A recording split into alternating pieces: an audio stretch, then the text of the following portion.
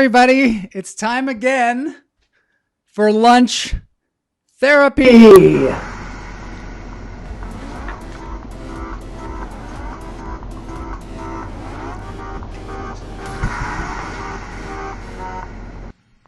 We're here again for lunch therapy, and I'm glad you guys are here.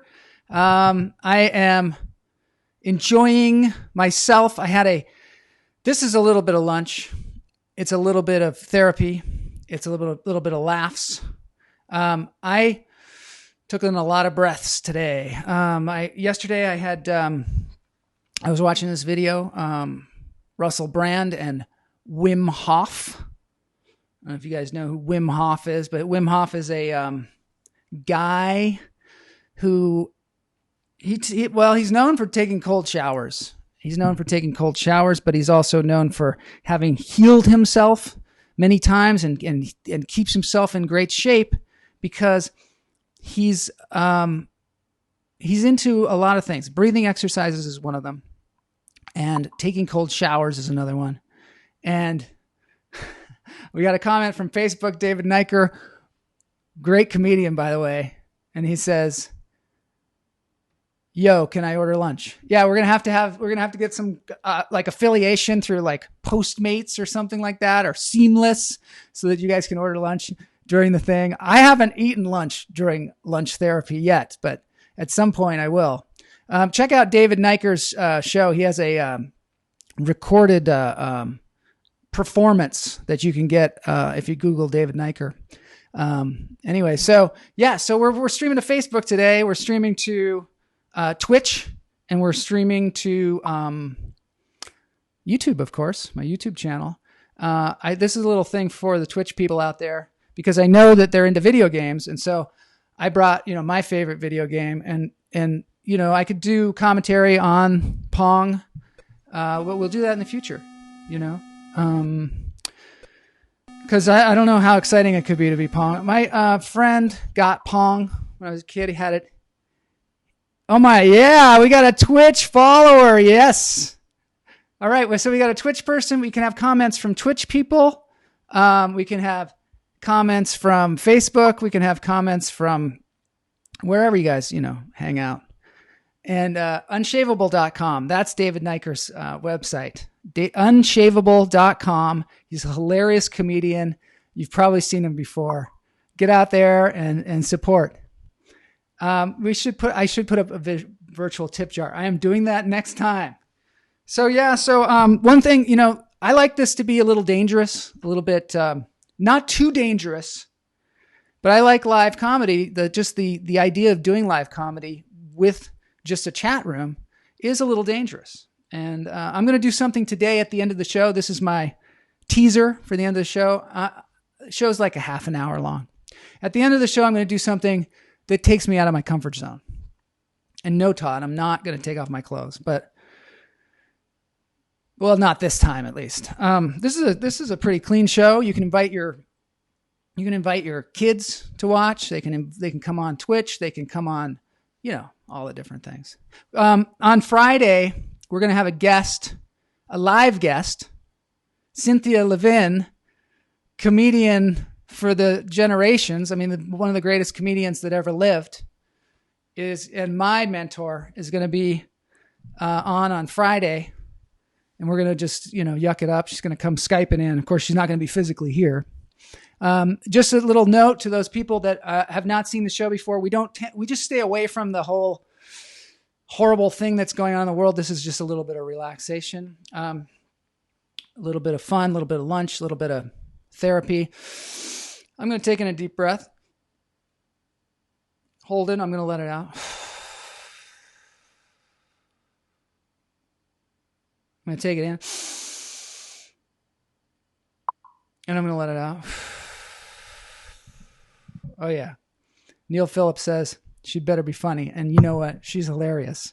But I'm going to talk to her about like her career and stuff too. So that should be really interesting, because she has been a regular at the Comedy Store since way back when. She knows everybody, every comedian in this town. And she's just, oh my gosh, she's hilarious. So she's just funny, just being herself. So yes, Neil Phillips, she will be funny. No pressure. So Wim Hof, he takes cold showers and then he goes out in the snow and he's just super strong and he does these crazy breathing exercises. And I did one where you take in, I'm not a doctor, but you take in the breath and you let it out and you take it in, you let it out, take it in, let it out. And eventually you start to feel like you're hyperventilating. I think that's probably what you're doing, but he says it gets the, some kind of healing things out in your body. And it made me feel actually great afterwards. So after you take in, you let out, take in, you let out, take in, you let out, and you do it, 20 times, maybe more. I think he even said 50. And then you let your breath out and then you just hold it. No breath coming in for like 70 minutes. And after that, you pass out. No, then you take in a breath and you feel good. He said it's kind of activates your brainstem or something, and it gets some, epinephrine into your body to heal. Actually, can help you, if you're having an immune suppression or something like that. Anyway, good times. Good times. Wim Hof, Google him. Take a cold shower. He says take a cold shower for like 2 minutes. I can't. I tried it. I cannot do it. I can't do it. I tried. I was like, I'm just going to take a 2-minute cold shower every day. And I was like, I cannot do it. One of the things that I want to talk about in the future, and, a lot of times I have people in the chat room that are friends of mine. And we went to college together. And we were in a fraternity. I know. I don't talk about being in a fraternity a lot, and I want to talk more about it because it was a very unusual time, and I would like to explore that on the show. I'm not going to explore too far right now, but it was a crazy time because I don't know why they do this, but you go from like living with your parents where like your parents are telling you what to do and everything's on them and they're always watching you and they're telling you to come home at a particular time. And, you get a little wild, things are a little crazy, but not that crazy because you always got to come home and like face your parents. My dad was very good. He never really scolded us if if you went out and you got drunk or something like that. And then you were like very, very ill. He would just say, yeah, that's a terrible feeling, isn't it? And my friend, Scott Amy, Spectrum giving us a hard time. Neil, are we having Spectrum problems? Oh, well, it doesn't matter. I'm not going to worry about it. It might be choppy. It might be bumpy. Spectrum is my enemy, the enemy of creative thinking. My friend, Scott, one time he had a case of beer in high school and he had it under his bed and he was saving it for something. And all of a sudden, it was gone. And he didn't know where it went, right? And what had happened was his parents had found it, and rather than kind of scold him for it, they just put it in the middle of the garage, just in the middle of the garage, just sitting there. So that when he went out to the garage and saw it there, he just knew he was in trouble. He knew he was in trouble. And, then he had to just kind of deal with it, which I think is a much better way than trying to confront the kid and say, no, you should not do that. You shouldn't have that. You should never do that kind of thing. You just put it out there and you just be like, I'll let you decide whether that's a good idea or not. That's kind of the way my parents were. Yeah, what's happening? Yeah, spotty feed. Well, it looks like in the chat room, I'm getting killed by the Spectrum. The specter of Spectrum is coming in and getting me, and it's getting all choppy and just crazy. And I'd love it if I never had to worry about that ever again. That would be good, because it's hard. It's hard to be a comedian and then have to fight against the internet. Just wrestle. I'm just wrestling it. I'm wrestling it. I don't know. maybe is the audio coming through perhaps? I'm a computer technician, so this is embarrassing. This is absolutely embarrassing for me. Nothing worse than being all choppy. Let me take a look. I'm going to take a look and see what's happening. Sounds like I've been watching Goop. Yeah, it's getting better now. Okay. Keep me posted, guys. I'm looking at here, and why am I even looking at this? It doesn't matter. It's all being recorded. I'll upload it later. I'm just glad you guys are here. So yeah, all that stuff. I had that kind of parental upbringing where my parents were like Scott's parents. They were just kind of like, well, what can you do? What can you do? Probably shouldn't do that again. Sometimes that kind of parenting works. Sometimes it doesn't. A lot of your parents out there, you guys could tell me, whether it works or not. Today is going to be just, I had a lot of things planned. I'm going to just go ahead with them. And Spectrum, maybe Spectrum is listening. Yeah. Todd Lee says maybe it's better now. Maybe Spectrum is listening. So I'm going to do something crazy here if we can get some internet. I don't know, man. I don't know. The feed cuts in and out, Jerry Parton says. Yikes. Wow. I guess we're going to probably have to cut it short because Spectrum has let me down again. And maybe tomorrow it will be better, or maybe tomorrow, guys coming out tomorrow. I don't want them in my house. Not, obviously, I don't know if they're healthy or not. You don't know if you want to bring a Spectrum technician into your house just because they're going around to everybody else's house, right? And who knows what kind of stuff they're picking up in other people's houses, or who knows what. But I'm going to have to do something. Something's going to have to be done. Thanks, everybody, for being in the chat room anyway. So I'm just going to preview some of the things that are coming. I've got this great report from Jeff Lowman in Oman.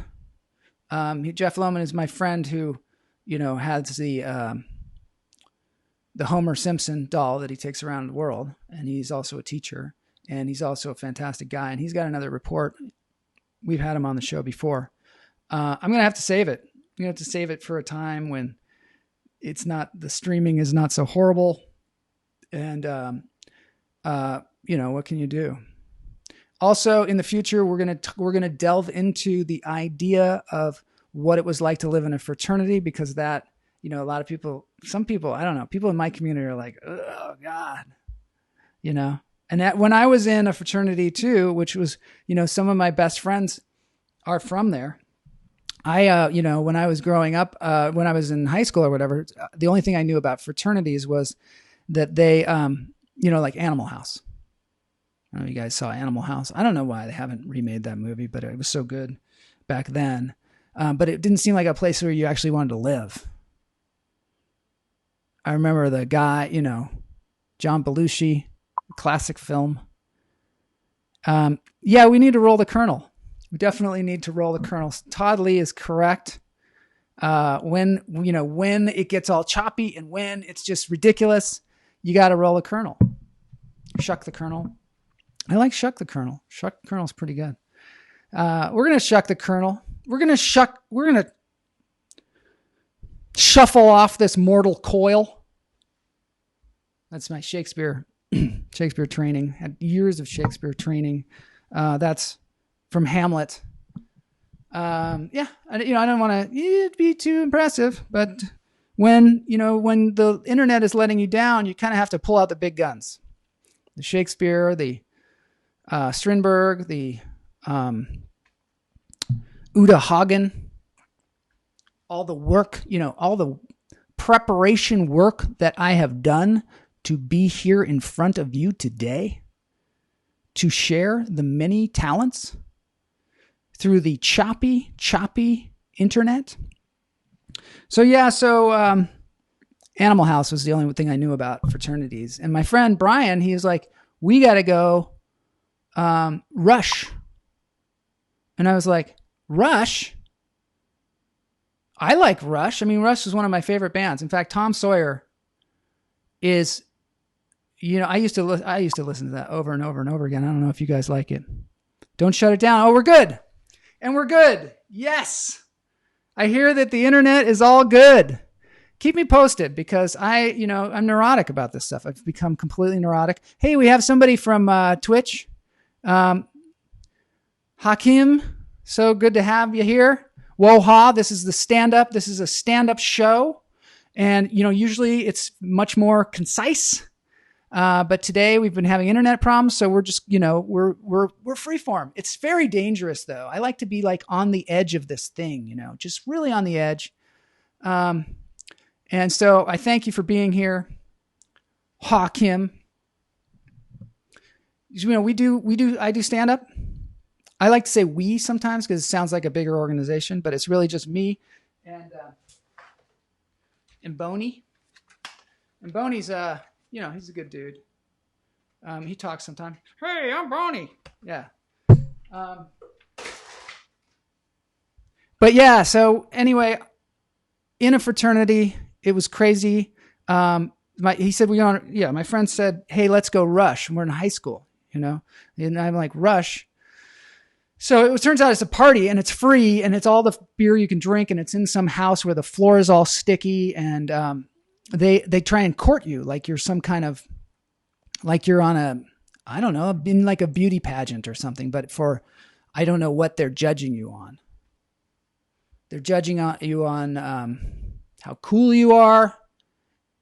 We happen to have the guy that I met in the house that I finally joined, which I didn't think I was going to join a fraternity. That seemed like just like a crazy idea. But the guy who ran the thing, Stan, he was the Rush chairman. He was just a cool guy. I mean, he was a good guy. I mean, I don't know how cool he was. But he selected a bunch of people, myself included, to be in this fraternity. And we eventually dubbed ourselves the Wallflowers. And because we were not really, socially trained, I guess. We were sort of, it's the kind of person you have a party and we would kind of stand at the wall, kind of like, those roller skating parties when we were in elementary school and you go and some guys, they ask all the girls to like roller skate. They hold hands get all sweaty. But still they're like kind of out there, Brady O'Brien style. And we were kind of guys that kind of held back a little bit. We were a little timid. We weren't exactly like players. Mulva says, shuffle off to Buffalo. One of the things about having a comment room is, you just never know what's going to come up. And I'm going to tap at some point. But today I'm going to do something riskier at the end of the show. And I need you guys to kind of keep telling me if we're cool with the streaming, because if I'm going to do this, man, I got to have some good internet. I'm going to move on to the section here where I'm going to bring old Jeff Lowman on because I really appreciate this. Jeff, wanted to tell a story. And I love stories here on lunch therapy. I always have to think for a second when I say lunch therapy because we have a show called Laugh Therapy. And Laugh Therapy is a live thing. And this is live, but not, there's no audience. Well, there's you guys, of course. So you ready now? Ladies and gentlemen, first I'm going to play Ethan Wall's intro music, and then I'm going to have Jeff Lowman's pre-taped message. This is the new theme song here. Oh, I always screw it up with his music because I'm jealous, I guess. Because I'm jealous of Ethan Wall's talent. There's Jeff. Okay. I was thinking of doing a green screen and having some beautiful mountains behind me, but then I thought, why don't I just go up on the roof, and I've got mountains behind me there, and that will be my green screen. So it's like a green screen, except they're real mountains. Jeff's in Omaha.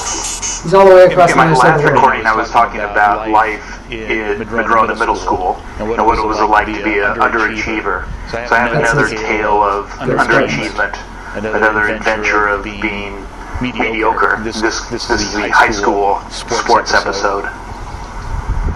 So in the summer of 1982, Matt Latimer calls me and he says, "Hey Jeff, do you want to go run cross country?" I was like, "What? What's cross country?" And I knew nothing about it, but I was game. Said it was fun, so I went. Met Todd Bear there, early morning, August, and turned out that I was a real horrible distance runner, and I don't blame myself. I don't beat myself up over it, but I was 6 foot at the time and about 180 pounds, and that just was not the same body build as Trevor Stewart and Matt Latimer. Those guys could just kind of float on down the trail, but I was kind of huffing it and banging down the trail. I wasn't a very good runner. I should have been playing football, but I didn't really want to play football because there's just too much of that trash talking going on, and if you're a runner, you can't trash talk because you have to take your breath all the time. You can't give up any to trash talk. So I wasn't a trash talking football player. I was more of an awkward distance runner, and I was lucky not to get last, but usually I was last on the team. When winter sports came around, I'm trying to think about what sort of sport I wanted to do. Now wrestling was completely out. That was just really weird to be rolling around on a mat with guys. Yeah, and basketball, they have a word for that. Trash talk, and I don't like to trash talk. And so I thought, well, if I'm a swimmer, I won't be trash talking, because if you do that when you swim, you end up drowning. So the best thing for me to do was to become a swimmer. And because I had ran distance, I thought, well, I'll just swim distance. So my event would be the 500-yard freestyle, which takes probably 9-10 minutes to swim. I'm going to stop this for a second because I just want to say, Jeff, you know, this is my show, and you're kind of taking over. But you know, I enjoy it. But I just wanted to say, Jeff used to have contact lenses back then, and I don't know what was going on with contact lenses, but he had some kind of solution that he put in, and he would put those contact lenses in and scream like his eyes were on fire. I just had to say that. It's a distance swim. And Joel was actually involved in this because he was my lap counter. He had these plastic little signs that you could hold underwater, and they would tell me what lap I was on. So I had the luxury of not having to count to 20. I would just swim up to the side of the pool. I would see a 3 or a 5 or a 7, and I would know that I had that much more distance to go. And then when I got to 19, you don't hold down a 19, you hold down like a double red sign that just says, turn on your afterburners, make it to the end, and win. And on one particular day, Joel let me down because he did not hold my signs for me. He had it's always about me letting you down, isn't it? A 100-yard butterfly, which he usually didn't swim, but he was going to swim that, and he didn't want to have a short transition time. Because I'm so selfish, right? I'm selfish. That's what you're saying, right? And I was having a pretty good swim when the event started, and kind of hit my rhythm, hit my pace, kind of euphoric. My brain was somewhere else, just concentrating on getting there to the end. And I'm looking up and I see that my lane counter says red. These red letterings. It's like you gotta go. You only got another 50 yards to go or something. So I hit the afterburners and I finished. And when I put my head up from the water, I noticed that nobody else was finished. I was the first one to finish. I had won. I actually won. And my streak of being mediocre was over. I had won. Jeff, you were not mediocre. And so I was pretty ecstatic. And somebody came up to me and then they told me, yeah, you did really well. You got the school record. I was like, wow, that's awesome. I got the school record for the 500. And I imagined that on that Monday morning that Monty Montgomery would bring out his screwdriver and go up to the leaderboard of school records for Woodway High School and would remove the dork who had gotten the record before and then put up my name, Jeff Lowman, there as a swimmer that had won the race and then also set the school record. And then they came up and told me, well, you're disqualified. It's like, why am I disqualified? I'm like, well, you only did 18 laps. And the freshman that had held the signs You're a cheater. You're a cheater. Confused, and he skipped some numbers, just a few, but it was enough to disqualify me. So I was story. very upset about that because I thought I would rise above mediocrity, but I didn't. Oh, Jeff, that was a great story. Thanks so much, Jeff.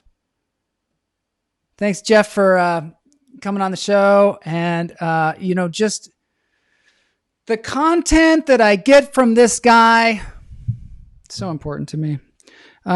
Yeah. So that's a great story, Jeff. Some of it's even true. We were on the swim team. You did swim, the long distance swim. And it was like, you were something else, dude.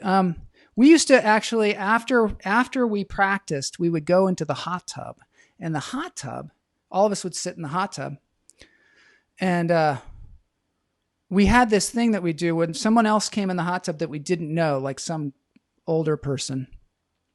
They'd sit in, and then one of us would say, hey, let's see how long I can hold my breath.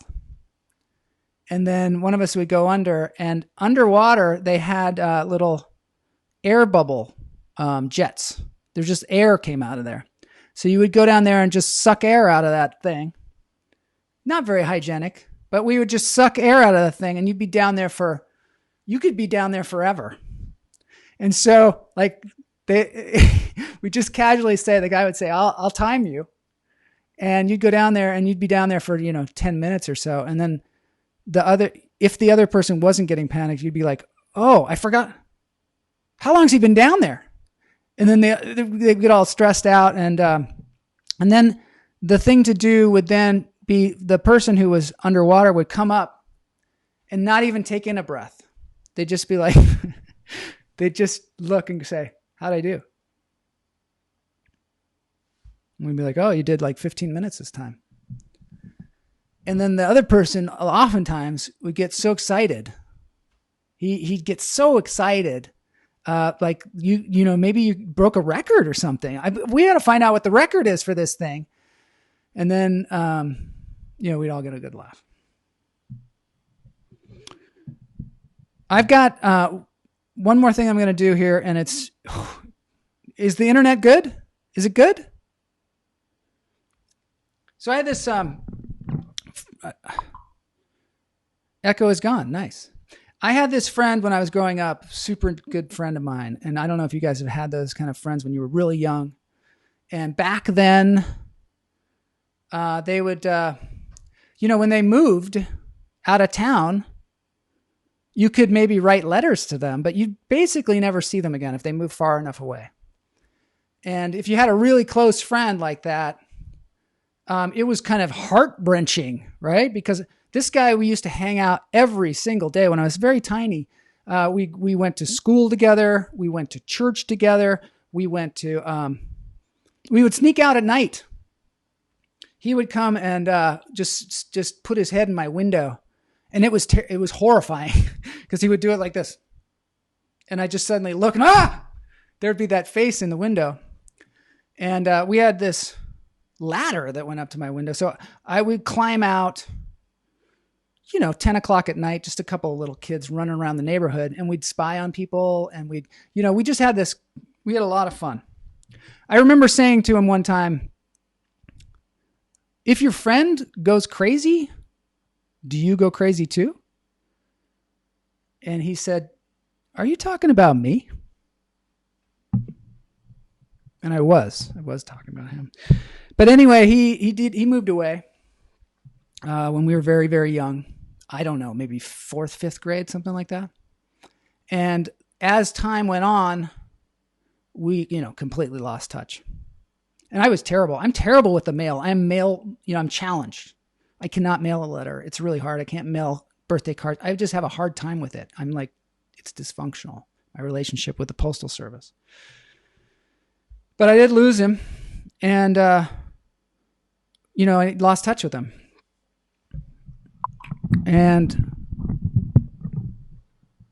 Chlorine gas. It's a good point. Todd Lee says chlorine gas, and that was what I was breathing from the hot tub, and that's probably why I have drain damage. So chlorine gas is not a good thing. Anyway, so my friend moved away. I never saw him again. As the internet came about, it explains a lot. As the internet came about, we, still lost touch, and I was very findable because obviously I'm on the internet. You just Google Joel Marshall. You'll see me. You'll see me and a few other people, but most of them are, passed away. I lost touch with him. Totally lost touch. He called me once when I was in college, and it was weird because he sounded completely different. And anyway, so I thought maybe he'd get a hold of me, and I started looking for him. I don't know when this was, probably the early 2000s. I started looking around for this guy, and I was like on the internet, and I was like, what is the deal? I cannot find this guy anywhere. And he had a pretty common name, but I'm a pretty good Googler. I'm like a professional Googler. And you look around, I never found him. I never could find him. And he never reached out to me. I had a podcast, all that stuff.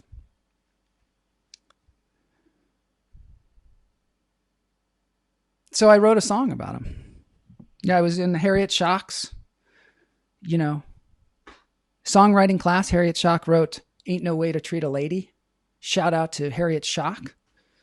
I wrote a song about the guy, and I'm going to share it with you today because this is a horrifying thing for me to do, and I'm going to do it anyway.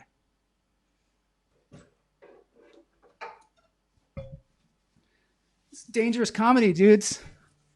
Thanks for hanging in there. All right, let's do this thing.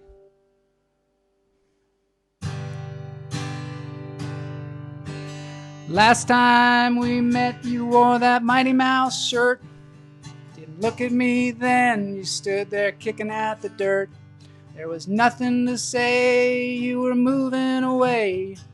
Two friends sharing a sacred silence. You used to call to me from your yard across the street. Sounded so, scared me to death. That pubescent shriek, I'm the hooker in this town, you would proudly yell.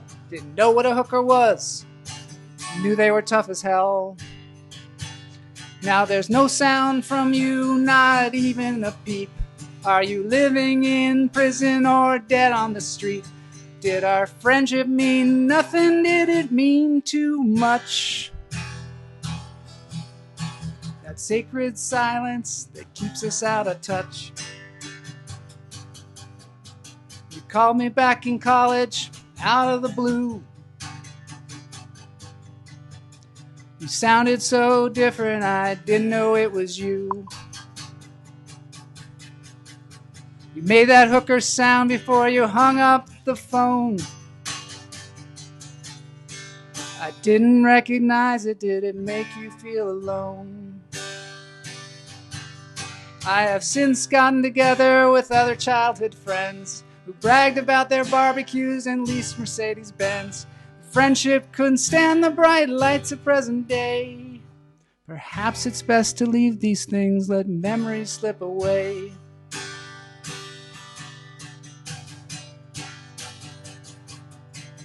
So I'll honor what you've chosen, and I hope you're still alive.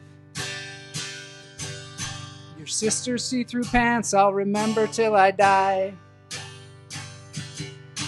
I'm still confused by stuff we found in your father's sock drawer.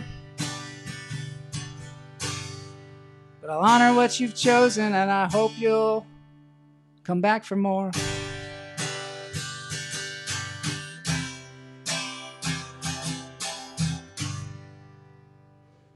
Well, that was a mess. That's always the way it is. It was. I just broke through, dudes. I broke through with a performance of my song, "Sacred Silence." Here, you heard it first. Here, it was a little bumpy. Because what happens is, whenever I like pick up the guitar to play for people, I get all weird. So getting through the weirdness. Thanks for everybody being here. Appreciate it. Weirdness will probably go away eventually. That's what happened with stand-up. That's what happened with acting. At first, it's scary. When I first got up to do stand-up, I wouldn't even pick up the mic because I was shaking so much that I was afraid that it would, give away that I was like terrified and make people feel uncomfortable. So the mic stand was my best friend. A lot of us, that's our best friend. Because even when you're just bombing, this guy's here. He's like the original Boney. Anyway, Boney's going to lead us out. Going to lead us on out. And my message to you guys is be yourself. Don't judge yourself so much. That's my message to myself too. All right. Have a good one out there. And I see Hans Rolla has just arrived on the Facebook chat room. And I just want to say hi. Shout out to him. He's up there. He's up there with you guys. He's out there on Orcas Island or someplace in the cool place like Bainbridge Island, whatever. You guys should look up Hans. A lot of people in the chat room there. Anyway, thanks for enjoying. Nice to see you, Hans. I've got to roll out because I'm already, 40 minutes overtime. But I'm doing this noon every day unless Spectrum stops me, which it tried to do today.